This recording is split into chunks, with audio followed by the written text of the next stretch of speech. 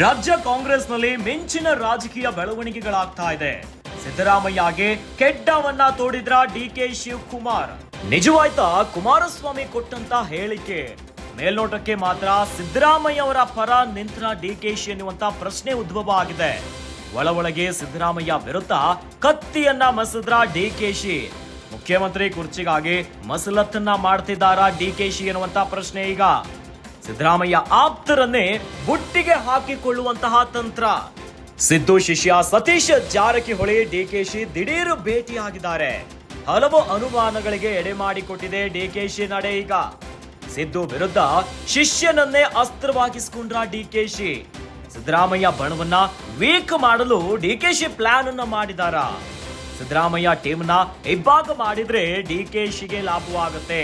ಸಿದ್ದರಾಮಯ್ಯ ಬಣಕ್ಕೆ ಬಲ ತುಂಬುತ್ತಿರೋ ಎಸ್ಟಿ ನಾಯಕ. ಹೀಗಾಗಿ ಆಪರೇಷನ್ ಸಿದ್ದು ಟೀಮ್ ಆರಂಭಿಸಿಬಿಟ್ರ ಡಿಕೆಶಿ ಎನ್ನುವಂತ ಪ್ರಶ್ನೆ ಈಗ ಶುರುವಾಗಬಿಟ್ಟಿದೆ.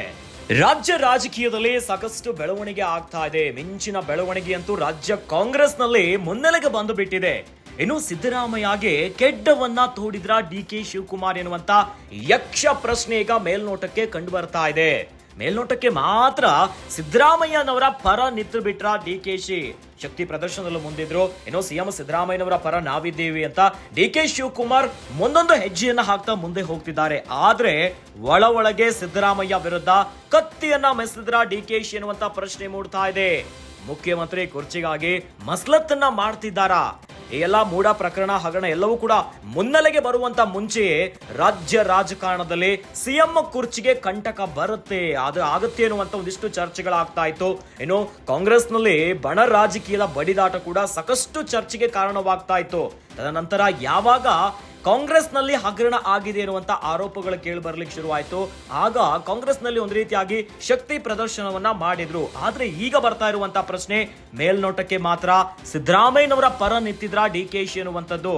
ಇವೆಲ್ಲದಕ್ಕೂ ಕಾರಣ ಅಂತಂದ್ರೆ ಸಿದ್ದು ಶಿಷ್ಯ ಸತೀಶ್ ಜಾರಕಿಹೊಳಿ ಡಿಕೆಶಿ ಕೂಡ ದಿಢೀರ್ ಭೇಟಿ ಆಗಿದ್ದಾರೆ. ಹಲವು ಅನುಮಾನಗಳಿಗೆ ಎಡೆ ಮಾಡಿಕೊಡ್ತಾ ಇದೆ ಡಿಕೆಶಿ ಅವರ ನಡೆ. ಸಿದ್ದು ವಿರುದ್ಧ ಶಿಷ್ಯನನ್ನೇ ಅಸ್ತ್ರವಾಗಿಟ್ಕೊಂಡ್ರ ಅನ್ನುವಂತ ಚರ್ಚೆ ಆಗ್ತಿದೆ. ಸಿದ್ದರಾಮಯ್ಯ ಬಣವನ್ನ ವೀಕ್ ಮಾಡಲು ಡಿಕೆಶಿ ಪ್ಲಾನ್ ಅನ್ನ ಮಾಡಿದ್ರ. ಸಿದ್ದರಾಮಯ್ಯ ಟೀಮ್ನ ಇಬ್ಬಾಗ ಮಾಡಿದ್ರೆ ಡಿಕೆಶಿಗೆ ಲಾಭವಾಗುತ್ತೆ.